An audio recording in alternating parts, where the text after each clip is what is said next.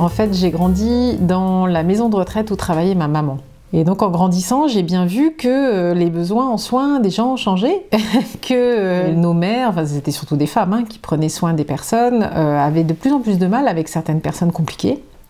Et je me suis pas sentie d'aller faire médecine, donc je me suis retrouvée embarquée dans une prépa et dans une école de commerce, et pour aider à adapter notre société au vieillissement qui arrive, tout simplement.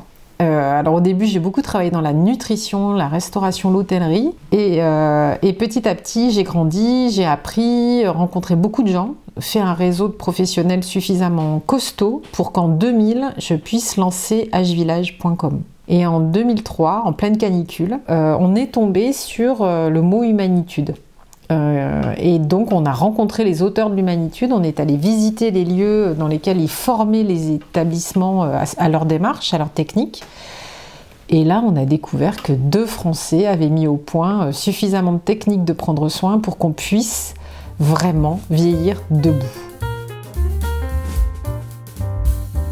Donc l'humanitude, en fait, c'est né du savoir-faire et de l'expertise de 2 enseignants d'éducation physique et sportive qui sont envoyés dans les hôpitaux dans les années 80 pour enseigner la manutention des malades auprès des soignants pour éviter le mal de dos. Et ils découvrent un monde du soin. Ils découvrent aussi que quand on est dans une situation de soin, il y a plein de liens qui se coupent. C'est-à-dire vous êtes soignant, vous êtes debout, la personne elle est souvent assise ou allongée, donc vous avez des liens, et notamment des regards, des paroles qui se font plus. Donc ils découvrent tout ça et ils décident, ils aident les professionnels qu'ils soignent à les outiller de techniques de prendre soin qui vont permettre de relier ce lien entre celui qui est aidé et celui qui aide. L'humanitude, c'est à la fois une philosophie de soin qui interroge tous les gestes de soin, qui aide à s'interroger en permanence sur les soins qu'on amène, mais c'est aussi 150 techniques qui vont permettre d'outiller notamment le soignant à reconnecter le lien avec celui qui est aidé. Donc on va apprendre des techniques de regard, des techniques de parole, des techniques de toucher, des techniques d'aide à la verticalité. Et en faisant tout ça, on va changer l'environnement autour de la personne aidée. Et grâce à toutes ces techniques, on va apaiser 83% des troubles du comportement. Sauf que pour pouvoir maintenir ce niveau de qualité, il faut une démarche qualité. Et c'est comme ça que les établissements pilotes, on va dire, ont créé avec nous le référentiel du label. Ce référentiel, il est disponible, les équipes s'en emparent, et petit à petit, elles grandissent. Donc elles mettent en moyenne 3 ans pour un établissement pour personnes âgées, pour se transformer du sol au plafond et faire en sorte de respecter les principes du label Humanitude.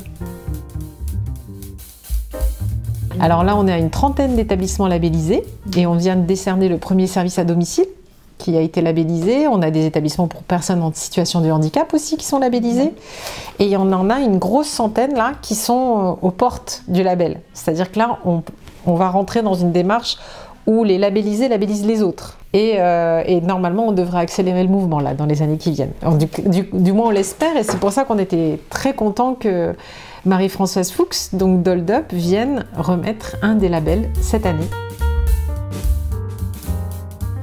Donc on fait tous les ans, donc en effet, un colloque H-Village et Humanitude sur les approches non médicamenteuses.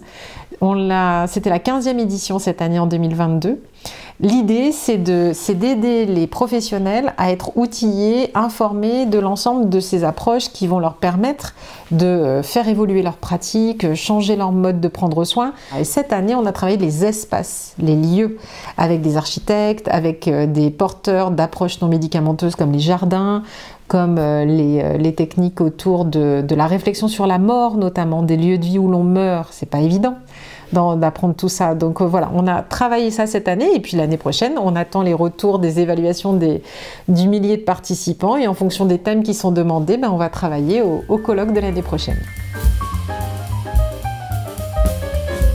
Le premier livre, c'est un guide pour les proches aidants.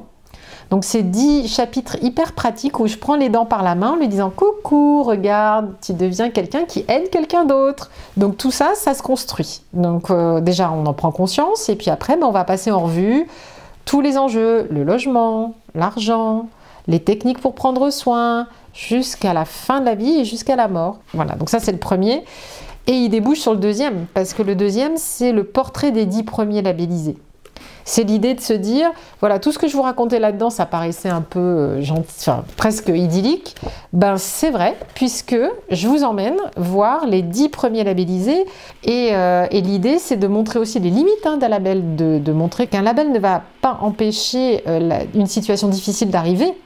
Par contre, il va demander à ce que les équipes soient suffisamment formées et suffisamment organisées entre elles pour détecter des situations compliquées et les traiter. Donc Marie-Françoise est allée en immersion visiter un des établissements labellisés et je lui ai proposé de conclure le livre et d'en faire une postface d'ouverture vers les personnes âgées, vers les aidants et vers les soignants.